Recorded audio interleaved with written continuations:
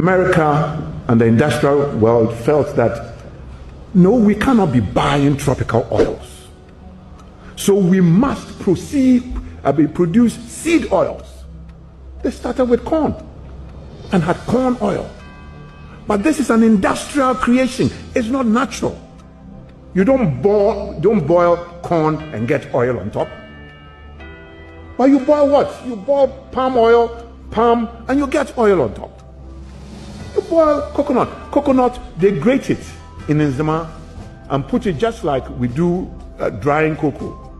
And the coconut oil just seeps down. This is natural. But somehow, once they got into the industrial oils, they started propaganda telling us tropical oils are bad.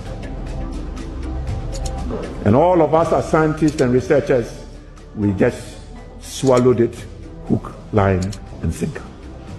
And today, you can't even get coconut oil. But coconut oil, palm kernel oil, shea butter, fantastic.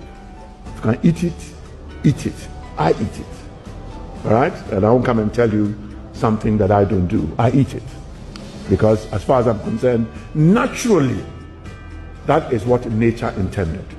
And those are the oils that form what we call the cell membranes. All right?